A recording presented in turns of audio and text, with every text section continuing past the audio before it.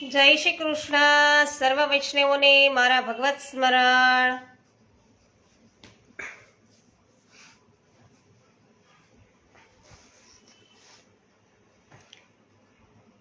અજ્ઞાનતિમિરાન્ધસ્ય જ્ઞાનાંજનશલાકયા ચક્ષુરુન્મિલિतं येन તસ્મૈ શ્રી ગુરવે નમઃ. શ્રી ગોવર્ધનનાથ કી જય. શ્યામ સુંદર શ્રી યમુને મહારાણી કી જય. શ્રી વલ્લભાધીશ કી જય. ગુસાઈજી પરમ દયાલ કી જય.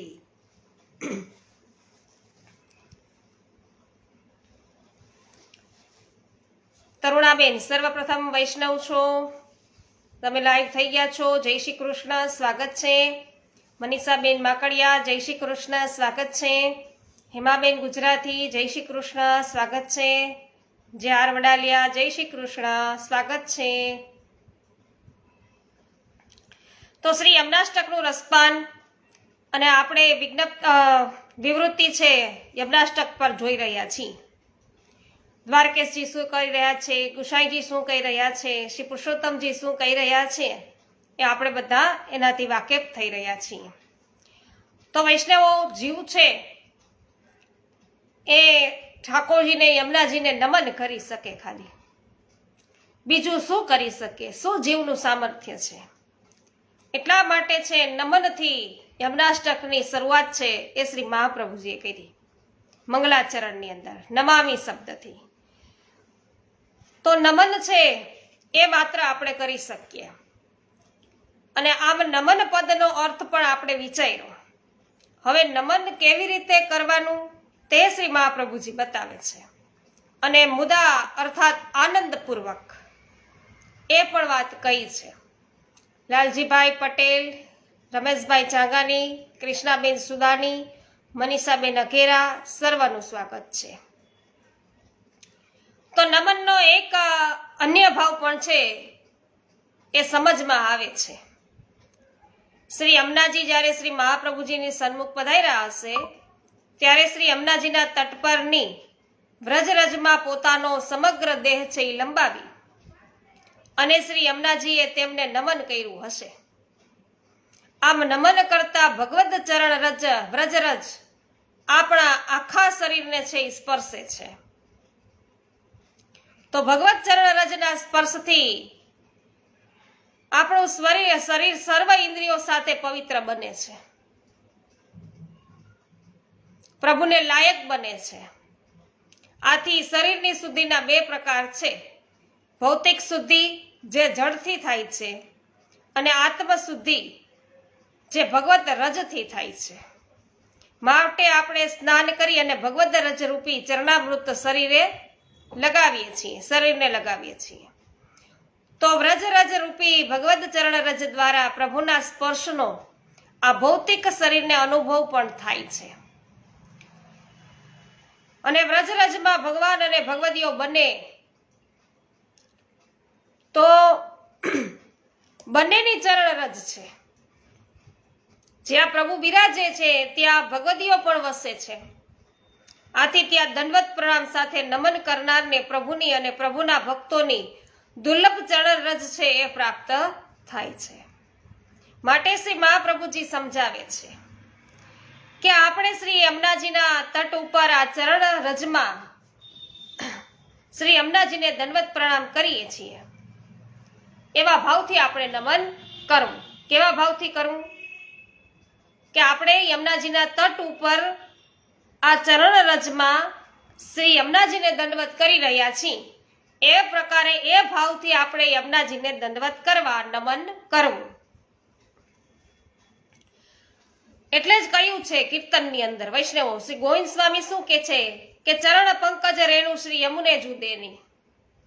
કુંભનદાસ છે એ પણ કે શ્રી યમુના રસ ખાની કો શીશ નાઉ. કૃષ્ણદાસ શું કે શ્રી યમુને જગવંદિની. શ્રી વ્રજપતિ કે જયતિ ભાનુ તનયા ચરણ યુગલ વંદે. અને શ્રી કૃષ્ણદાસ પણ કહે છે કે ઉભય કરે જોર કૃષ્ણદાસ વિનતી કરે કરો કૃપા અબ કાલિંદગીરી નંદિની. કલિંદગીરી નંદિની એમ છે કૃષ્ણદાસે કહ્યું.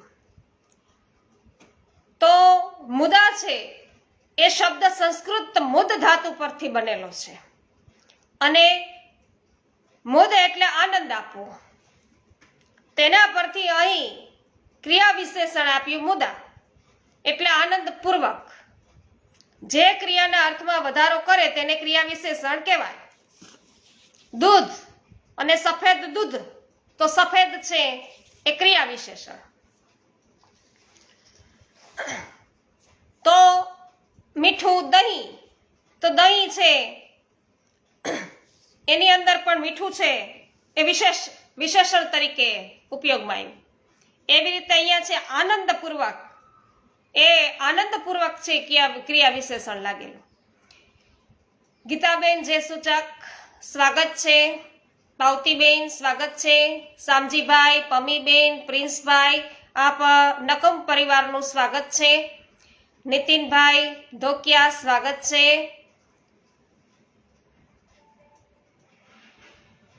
રેખાબેન ઠક્કર, બાબુભાઈ અજુડિયા, વિનોદભાઈ ગજ્જર, રંજનબેન લુણાગરિયા, સર્વ વૈષ્ણવોનું સ્વાગત છે. તો શ્રી મહાપ્રભુજી અહીં શ્રી અમનાષ્ટકના પહેલા શ્લોકની પહેલી પંક્તિમાં આ પદ વાપરે છે. તેવી જ રીતે આ સ્ત્રોતના છેલ્લા 9મા શ્લોકની પહેલી પંક્તિમાં આ પદ છે વાપરે છે. તવાષ્ટકમ મિદમ મુદા. તો અહીં મુદા એટલે આનંદપૂર્વક શ્રી યમુનેને નમન કરવાની આજ્ઞા કરી છે. તો 9મા શ્લોકમાં મુદા એટલે આનંદપૂર્વક આ સ્ત્રોતનો પાઠ કરવાની આજ્ઞા છે. તો નમન અને પાઠ ની બંનેની ક્રિયાઓ છે એ બંને ક્રિયાઓ કોઈના કહેવાથી કરવાની નથી. જ્યારે કોઈ કામ કોઈના કહેવાથી દબાણથી થાય ત્યારે તેમાં મનનો આનંદ હોતો નથી. ધરાર કરવું પડે તો બોજારૂપ લાગે છે. પરિણામે તે ક્રિયાઓ છે બાહ્ય દેખાવ રૂપે થાય છે, પણ મનથી થતી નથી. મનથી થતી ક્રિયાઓમાં ઉત્સાહ અને આનંદ હોય છે. શ્રી મહાપ્રભુજીએ કૃષ્ણદાસ મેઘનના એક પ્રશ્નના જવાબમાં બતાવ્યું હતું કે શ્રી ઠાકોરજીને ભક્તના હૃદયનો પ્રેમ સૌથી વધુ પ્રિય છે, જ્યારે કલેશ સૌથી વધુ અપ્રિય છે. ધુમાડા જેવું છે એ પ્રભુ છે ને એને નથી પસંદ. તો કલેશ સાથે કરેલ કોઈ પણ ક્રિયા પ્રભુની પ્રસન્નતા કરતી નથી. આથી શ્રી મહાપ્રભુજીએ આજ્ઞા કરી કે તમે શ્રી યમુનાજીને આનંદથી નમન કરો. શ્રી યમુનાષ્ટકનો પાઠ છે આનંદથી કરો. તો યમુનામ પદથી શ્રી યમુનાજીની વાત કરી અને યમુનાજીનું પ્રાગટ્ય, પરિવાર, સ્વરૂપ, લીલા, ગુણ વગેરે વિશે આપણે શરૂઆતના 7 દિવસોમાં ખૂબ વિસ્તારથી સમજ્યા છીએ. એ બધાને યાદ તો હશે જ ને વૈષ્ણવો? છે ને બધાને યાદ? માટે આજે ફરીવાર છે બધી બાબતો યાદ નહીં કરીએ. આપણે અહમ શબ્દનો અર્થ પણ નમામી પદ સાથે સમજ્યા છીએ. આમ આપણે જોયું કે અહમ યમુના મુદા નમામી, હું શ્રી યમુનાજીને આનંદથી નમન કરું છું. મુકેશભાઈ અગેરા, શિવમભાઈ ઠાકુર, ઉષાબેન મોદી, પરસોત્તમભાઈ ભાલોડિયા, મહેન્દ્રભાઈ અગેરા, સર્વનું સ્વાગત છે. ખૂબ જ આનંદ થાય છે વૈષ્ણવો, તમે રોજે રોજ ઉપસ્થિત થઈ જાઓ છો. તો આ શ્લોકની બાકીની બધી પદાવલીઓ છે એ શ્રી યમુનાજીના વિશેષણ છે. અહીં શ્રી મહાપ્રભુજીએ શ્રી યમુનાજીના જલ સ્વરૂપ અને સ્વામીની સ્વરૂપ એમ બંને સ્વરૂપોને નમન કર્યું છે. કારણ કે શ્રી યમુનાજી તેમની સન્મુખ બંને સ્વરૂપે બિરાજ્યા છે. તો તેથી 2 પદાવલીઓ છે જલ સ્વરૂપના વિશેષણ છે. તો બાકીની 2 પદાવલીઓ છે સ્વામીની સ્વરૂપના વિશેષણ છે. બીજી પંક્તિ મુરારી પદ પંકજ સ્ફુરદ મંદ રેણુત્કટામ તથા ત્રીજી પંક્તિ છે તટસ્થ નવ કાનના પ્રકટ મોદ પુષ્પાંબુના. તો જ્વલ સ્વરૂપાના વિશેષણ છે. પ્રથમ પંક્તિમાં સકલ સિદ્ધિ હેતુમ અને ચોથી પંક્તિ છે સુરાસુરસુ પૂજિત સ્મરાપિતુ શ્રિયમ બિભ્રતિમ. તેમના સ્વામીની સ્વરૂપના વિશેષણો છે. કેસાંગાની હંસાબેન ચાંગાની આપનું પણ સ્વાગત છે. કૃષ્ણાબેન સુદાની જય હો. અંસુયાબેન સોલંકી સ્વાગત છે. રાજુભાઈ ડેડાનિયા સ્વાગત છે.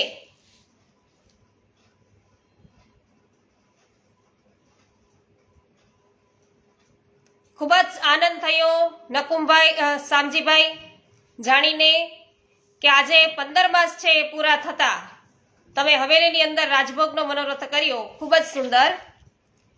પ્રભુ આવી જ કૃપા આપના પર વરસાવતા રહે.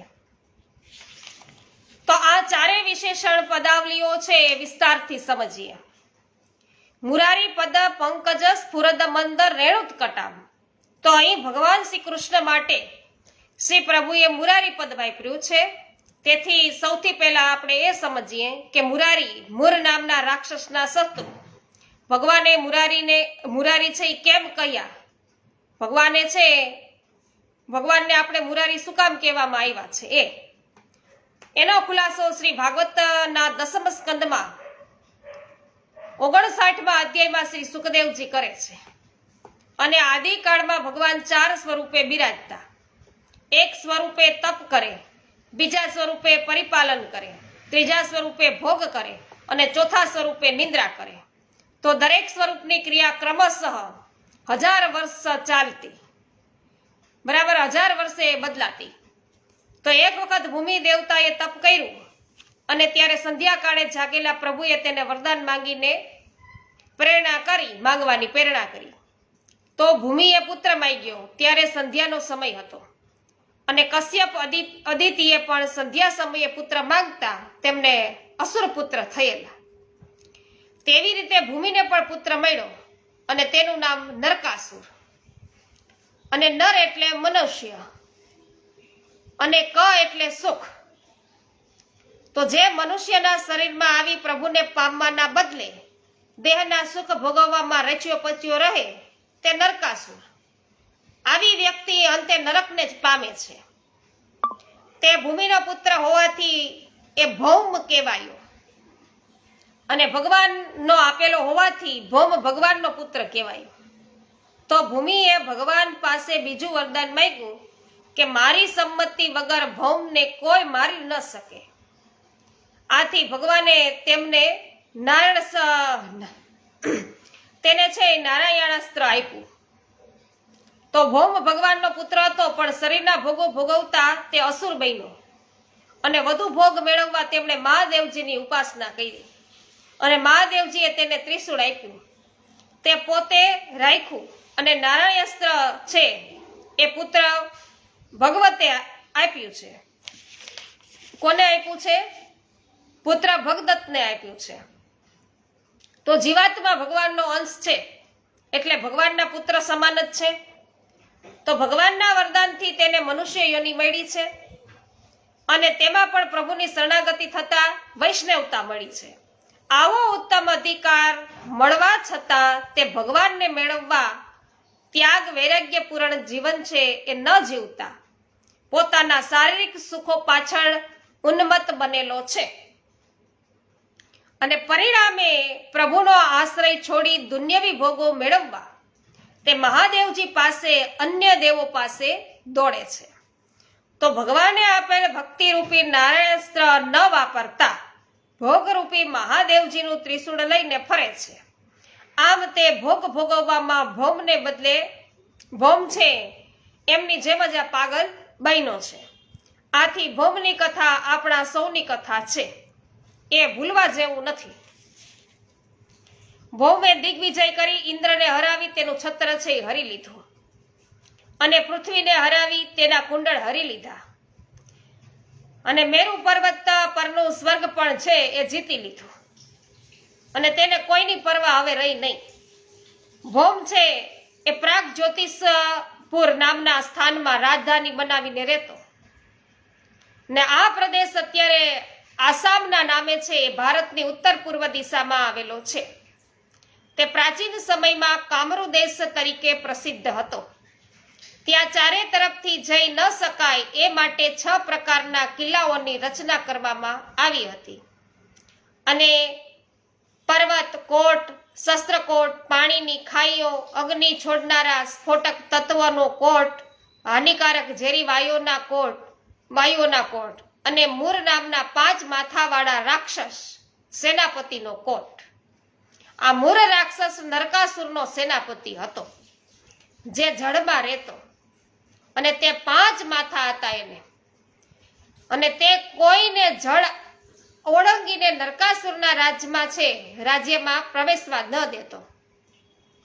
અને નરકાસુરે 16,000 કન્યાઓને કેદમાં પૂરી હતી.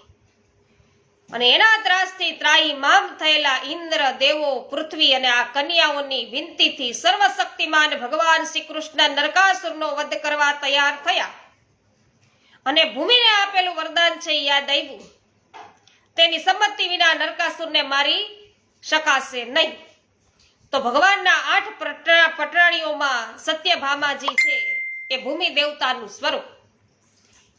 તો તેની છે ભગવાને તેથી છે સત્યભામાજીને સાથે લીધા, અને સત્યભામાજીને સાથે લઈ અને જેથી નરકાસુરને મારવા તેમની આજ્ઞા લઈ શકાય.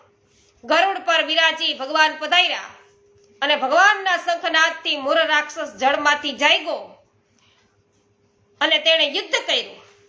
ભગવાને સુદર્શન ચક્રથી તેનું માથું છે એ કાપી નાખ્યું.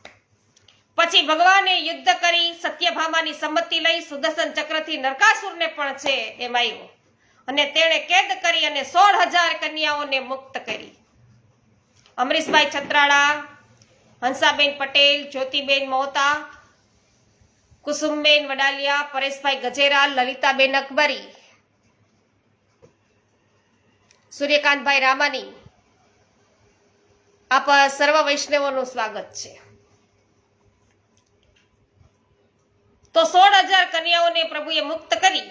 શ્રી ભાગવતજી પરની ટીકામાં શ્રી મહાપ્રભુજી સમજાવે છે કે આ મૂર રાક્ષસના 5 માથા એટલે પંચ પર્વા અવિદ્યા. તો 5 પ્રકારની અવિદ્યાથી આપણે પ્રભુને ભૂલી ગયા છીએ. કઈ? તો કે દેહાધ્યાસ, ઇન્દ્રાધ્યાસ, પ્રાણાધ્યાસ, અંતઃકરણાધ્યાસ અને સ્વરૂપ વિસ્મૃતિ. આને વિશે પણ આપણે વિસ્તૃત સમજી ગયા છે. કોને કહેવાય ઇન્દ્રાધ્યાસ, કોને કહેવાય દેહાધ્યાસ, બધું આપણે આગળ જોયું વૈષ્ણવ.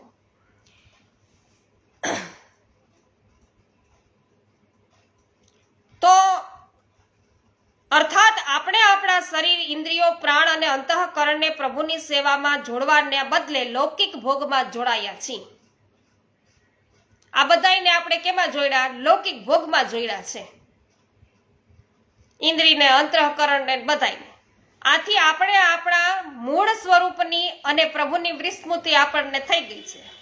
જે ભવસાગરમાં તરતા તરતા આપણે પ્રભુ પાસે પહોંચવાનું છે, એ ભવસાગરમાં જળના દોષરૂપ 5 માથાવાળો આ મૂળ રાક્ષસ આપણને અટકાવતો ઊભો રહે છે. અને તેને હટાવી શકવા કેવળ પ્રભુ જ સમર્થ છે. જો એ દોષોથી આપણે જે હટાવવું હોય, આ મૂળ રાક્ષસ જેવા 5 દોષો છે, તેને હટાવી શકવા કેવળ પ્રભુ જ સમર્થ છે.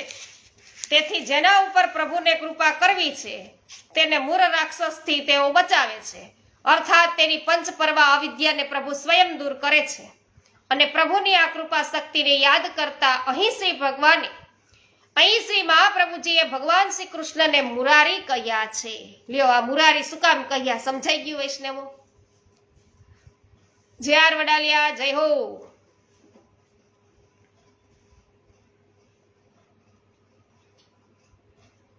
હા, દેવો પણ તો નિંદા કરે. સાચી વાત કરી કૃષ્ણાબેન. ગોપાલદાસજી એ વલ્લભાખ્યાનમાં પણ વર્ણન કર્યું છે. અને દેવ રહ્યા ધિકાર બોલે મંદમતી કહીને નિંદા દાખી ઉપરે શ્રી વલ્લભ કુંવરની તેલ કરવા. વાહ ભાઈ વાહ, ખૂબ જ સુંદર. તો શ્રી ગોસાઈજી મુરારી પદનું રહસ્ય બતાવતા આજ્ઞા કરે છે કે જળમાં રહેલો દોષ એટલે મૂળ આ મૂર જે રાક્ષસ છે એ. તો શ્રી પુરુષોત્તમજી કહે છે કે અહીં અસુરારી પદનો પણ પ્રયોગ થઈ ગયો છે, બરાબર.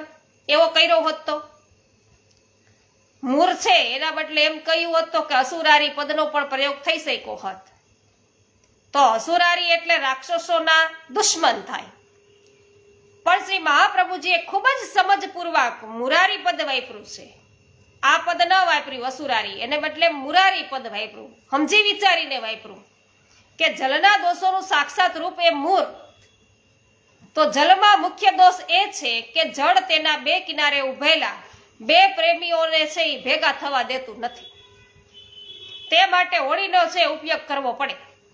તો જળનો આ મહાન દોષ છે.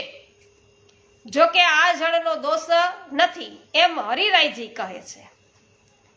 જય હો રંજનબેન, હેમાબેન, જય હો. શું કીધું? હરિરાયજી શું કે છે કે આમાં જળનો દોષ નથી.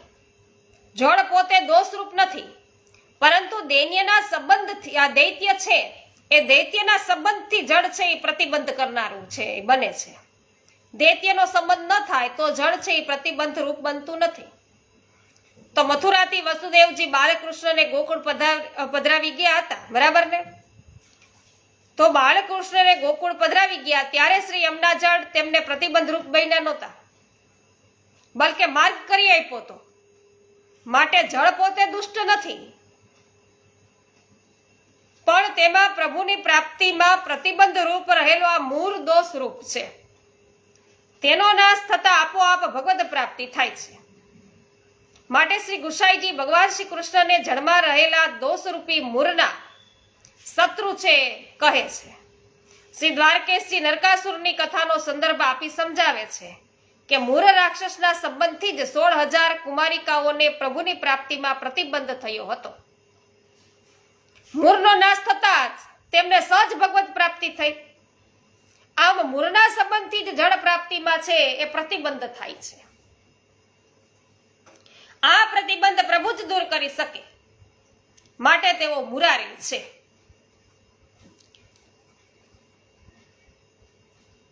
ગિરી બાપુ, આપ ઉપસ્થિત થઈ ચૂક્યા છો સુરતથી. આપનું પણ સ્વાગત છે. તો શ્રી પુરુષોત્તમજીએ અહીં એક બીજી સુંદર વાત બતાવી કે જળ પણ જડ છે. એટલે બોલવામાં અળ અને ડ વચ્ચે બહુ ભેદ દેખાતો નથી. સંસ્કૃત ભાષામાં અળ અને ડમાં અભેદ માનવામાં આવ્યો છે. તેથી અજ્ઞાની મૂઢ અથવા તો જળ બુદ્ધિના જીવોને પ્રભુની પ્રાપ્તિમાં વિઘ્નરૂપ ગંભીર દોષો લાગેલા હોય છે. આ દોષો શ્રી યમુના જળથી નિવૃત્ત થાય છે, કારણ કે આ જળમાં મુરારી ભગવાનની ચરણરજ મળેલી છે. મુરારી ભગવાનની ચરણરજ છે એ યમુનાજીમાં ભળેલી છે. એટલે આ બધા દોષો છે એ યમુનાજીના જળથી છે એ નિવૃત્ત થાય છે. પરંતુ 6 પ્રકારની વ્યક્તિઓના દોષો શ્રી યમુના જળથી પણ નાશ પામતા નથી અને તેમને ભગવદ પ્રાપ્તિ થતી નથી. તેઓ છે દંભી, અશ્રદ્ધાળુ, નાસ્તિક, પાપી, સંશયાત્મા અને કુતર્ક છે એ કરનારા છે. તો વૈષ્ણવો, જે આ કહ્યું છે કે સંશયાત્મા, એના વિશેનો એક વિડીયો છે, આપણે યુટ્યુબ પર અપલોડ કરી દીધેલો છે. તો એ વાંચવા જેવું છે. શંકાશીલ માણસો હોય ને એનો કોઈ પ્રકારે ઉદ્ધાર ન થઈ શકે.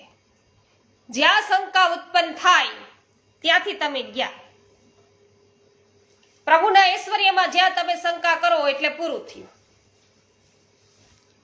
એ વિડીયો છે અવશ્ય સાંભળવા જેવો છે. તો વૈષ્ણવો, દંભી, અશ્રદ્ધાળુ, પાપી, નાસ્તિક, સંશયાત્મા અને કુતર્ક કરનારા છે એનો પણ છે ઉદ્ધાર ઘડીકમાંથી થાય નહીં.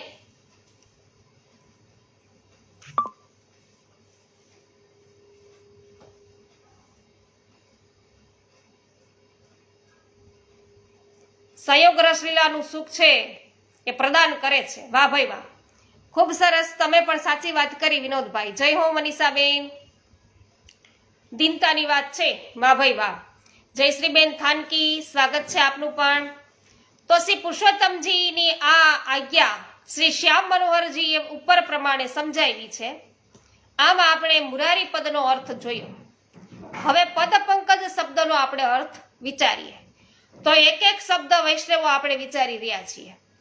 પેલા નમન છે, નમામી, તો નમન છે એ કરી રહ્યા છીએ, તો નમન છે એનું સમજ્યા અર્થ. પછી નમન કઈ રીતે થાય છે, કેવી રીતે નમન કરવા એ પણ આપણે સમજ્યું. અને પછી આપણે પદ લીધું મુરારી. તો મુરારી છે એમને પણ આપણે સવિસ્તાર જાણ્યું કે શા માટે મુરારી છે એ પદ છે એ શ્રી મહાપ્રભુજીએ ઉપયોગમાં લીધું છે. અને હવે પદ પંકજ. તો પદ પંકજ એટલે કમળ જેવા ચરણ. પ્રભુના ચરણ અને કમળ વચ્ચે કેટલું સામ્ય છે.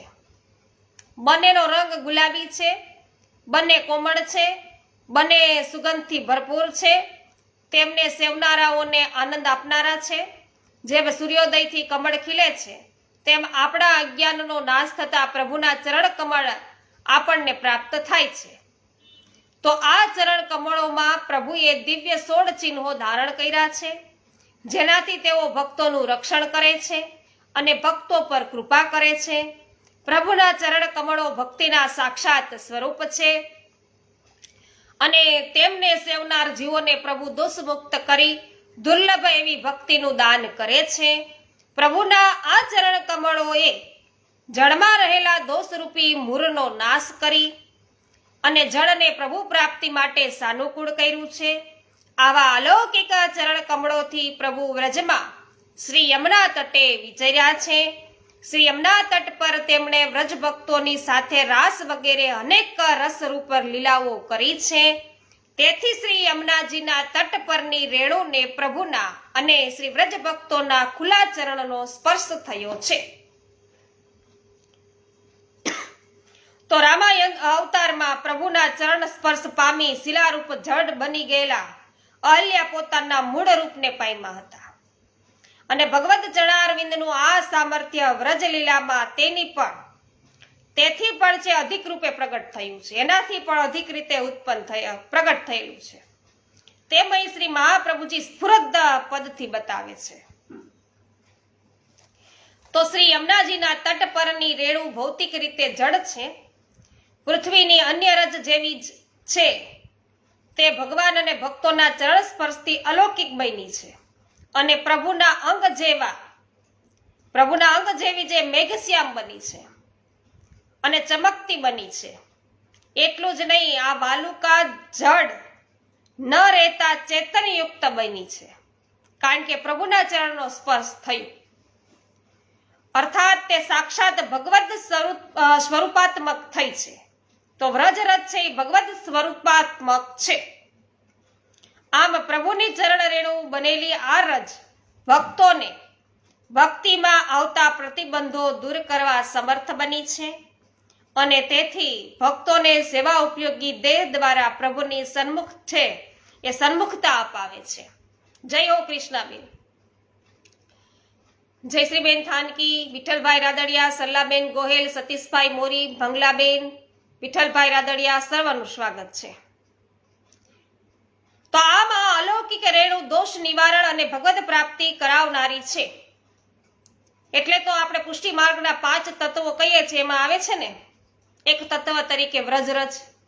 નિત્ય ઉઠીને વૈષ્ણવજન પદરજ લીજીએ જી. તો એવો અભિપ્રાય છે એ સ્ફુરદ પદનો છે, એમ શ્રી હરિરાયજી સમજાવે છે. શ્રી દ્વારકેશજી પણ આ જ ભાવ છે એ બતાવતા વિશેષમાં આજ્ઞા કરે છે કે સેવા ઉપયોગી દેહ અપાવવા તત્પર બનેલી હોવાથી અહીં પ્રભુની ચરણ રેણુ એ જળ કરતા પણ અધિક પ્રમાણમાં છે અને તેનું મૂળ કારણ તેઓ લીલામાં ઉપયોગ છે એમાં. બરાબર, તેમનો લીલામાં ઉપયોગ થયો છે. જો જળ અધિક હોય તો જલ વિહારમાં ભય રહે અને ઊંડા જળમાં મગર આદિ જલચર પશુઓ છે એનો પણ છે એ ભય રહે. તેથી અહીં શ્રી યમુનાજી તેથી અહીં મહાપ્રભુજી એમ બતાવે છે કે યમુનાજીમાં જળ કરતા રજ વધારે છે, પરિણામે જલ છીછરા છે, જલ વિહાર માટે ઉત્તમ છે. આમાં પંક્તિમાં શ્રી મહાપ્રભુજીએ શ્રી યમુનાજીના અધિક રજયુક્ત જલ સ્વરૂપનું નિરૂપણ કર્યું. સાથે સાથે પ્રભુની ચરણરજ અને જલનું અલૌકિક સામર્થ્ય પણ સમજાવ્યું અને શ્રી યમુનાજીને સાષ્ટાંગ દંડવત પ્રણામ કરતા શ્રી યમુનાજીના તટની વાલુકાનો જે અલૌકિક અનુભવ થયો તેનું નિરૂપણ શ્રી મહાપ્રભુજીએ છે સર્વપ્રથમ કર્યું છે. તો જેમ શ્રાવણ સુદ એકાદશીની મધ્યરાત્રિએ સાક્ષાત પ્રભુના દર્શન થતા સૌ પ્રથમ દ્રષ્ટિ છે એ પ્રભુના રસાત્મક અધરો પર પડતા અધરમ એમ ગાયું, અધરમ મધુરમ એટલે મધુરાષ્ટક છે એ ગાયું હતું, તેમ અહીં સર્વપ્રથમ શ્રી યમુનાષ્ટકની વાલુકાનો છે એ રસાત્મક અનુભવ કરી અને શ્રી મહાપ્રભુજીએ ગાયું કે મુરારી પદ પંકજ સ્પૃદ્ધ મંદરેણુત્કટા, અર્થાત જલના દોષ રૂપ મૂર નામના શત્રુનો નાશ કરનાર પ્રભુના અને પ્રભુના ભક્તોના અલૌકિક ચરણ કમળોથી હે શ્રી યમુનાજી આપનામાં રહેલી જળની એ અધિક વાલુકા ભગવદ પ્રાપ્તિનું રસાત્મક દાન કરનારી અલૌકિક સ્વરૂપાત્મક છે. અને એવા આપને હું એટલા માટે એવા આપને હું આનંદથી નમન કરું છું. જય હો વિઠ્ઠલ વિનોદભાઈ. તો આ યમુના રજની અભિલાષા શ્રી ગુસાઈજીએ પણ રાખી છે. તેઓ શ્રી યમુનાષ્ટપદીમાં કહે છે કે તવ તટ ગત વાલુકાહ કદાહમ સકલ નિજાગ ગતા મુદા કરીશ્યે, અર્થાત તમારા કિનારાની રજની હું ક્યારે મારા સર્વ અંગો પર આનંદપૂર્વક લગાવીશ. આપના કિનારાની રજ છે એ રજની હું ક્યારે મારા સર્વ અંગો પર આનંદપૂર્વક લગાવીશ, એમ ખુદ ગુસાઈજી પણ કહી રહ્યા છે. અને એવા તો કેટલાય મહાકવિઓ થઈ ગયા, વૈષ્ણવો ભક્ત કવિઓ થઈ ગયા, એમણે પણ કહ્યું. ગોવિંદ સ્વામીએ જોયું આપણે કીધું એમ, ચરણ પંકજ રેણુ શ્રી યમનેજુ દેની. પછી કે છે પ્રાણપતિ વિહરત શ્રી યમુના ફૂલે, લુપ્ત મકરંદ બ્રહ્મરજ્યો બસે ભયે, દેખી રવિ ઉદય માનો કમલ ફૂલે. આમ ચંદ્રબુદ્ધાસે કીધું. અને શ્રી યમુના અગણિત ગુણ ગિને ન જાય, શ્રી યમુના તટ રેણુ તે હોત હે નવીન તનુ, ઇનકે સુખ દેન કી કહા કરો બડાઈ. જે સુખ એ પ્રાપ્ત કરાવી રહ્યા છે એની તો શું વડાઈ કરું. યમુના તટની રેણુ છે એનાથી તો નવીન તન છે એ પ્રાપ્ત થાય છે, નવો દેહ પ્રાપ્ત થાય, એમ કુંભનદાસજી કહી રહ્યા છે. ફરી પાછા કૃષ્ણદાસ શું કે જય જમુને જગવંદીની યશ વેદ હી ગાયો, એમનો તો યશ છે વેદોમાં ગવાયો છે. જે જન તટ સેવન કરે સો હરિપદ પાયો, એ તો હરિના પદને છે પ્રાપ્ત કરે, પ્રભુના ચરણારવિંદની એમને પ્રાપ્તિ થાય. એમ કૃષ્ણદાસ કે જે જન શરણ આયે તેરે તટ નિસાધન વહે પરહી, દાસ રસિક કહે તિન્હી કૃપા કરી, હરિરસ સો અતિ ભરહી. આમ શ્રી રસિકદાસ ગાઈ રહ્યા છે. તો શ્રી યમુનાજી ના યશોગાન છે આગળ ગાતા શ્રી હરિદાસ કહી રહ્યા છે કે શ્રી યમુનાજુ કી રેનુ બહુત તુવ માઈ, તાકી મહિમા કહા લગ બરનો. એ જે યમુનાજીના તટની રજ છે ને, એ જે વાલુકા છે ને, એના તો મહિમા છે ક્યાં સુધી આપણે ગાવું. રસના કોટિક નાહી, રસના છે એ કઈ એક જ છે, કોટી નથી. હજારો હોત તો વાંધો ન આવે, રૂવાડા જેટલી જીભો હોવાની જરૂરિયાત હતી તોય કે ગુણગાન ગાઈ શકાય. તો શ્રી યમુનાજી ના યશોગાન છે ગાતા શ્રી હરિદાસે બીજું પદ પણ કહ્યું કે શ્રી યમુનાજુ કી રેનુ એસી સકલ જીવન કે દોષ નિવારે, બધા દોષનું નિવારણ કરનારી. તેવું રેન બહુત હે ભીતર, જા પર સે સબ પાપ નિવારે, પાપનું પણ નિવારણ કરે. તો હરીસો બિહાર કરત બ્રજ સુંદરી, તિન ચરણ કી રેનુ શું તારે. વાહ ભાઈ વાહ. તો એમના ચરણ રજ છે એનાથી તો આ આપણો ભવસાગર છે તરી જવાય. હરિદાસ યહ શોભા નિરખત શ્રી યમુનાજી, શ્રી યમુના ચિત્ત રહો હમારે. એવા શ્રી યમુનાજી સદાય માટે આપણા ચિત્તમાં છે, વસેલા રહો. અને હવે આ શ્લોકની ત્રીજી પંક્તિની પદાવલી છે એ આપણે સમજીએ. તો વૈષ્ણવો ત્રીજી પદાવલી છે એમને આવતીકાલથી જ આપણે શરૂઆત કરીએ સમજતા. આશા છે કે અત્યાર સુધી મુરારી શું કામ વાપર્યું છે, નમામી શું કામ કહ્યું છે, એ બધું તમને સરસ રીતે સમજાઈ ચૂક્યું હશે.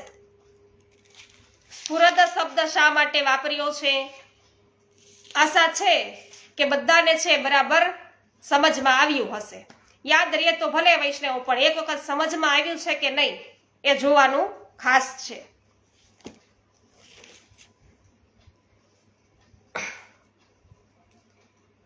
રમેશભાઈ ચાંગાની જય હો, વિનુભાઈ બાલધા સ્વાગત, મંગલાબેન જય હો. શ્યામ સુંદર શ્રી યમુને મહારાણી કી જય, શ્રી વલ્લભાધીશ કી જય, શ્રી ગુસાઈજી પરમ દયાલ કી જય.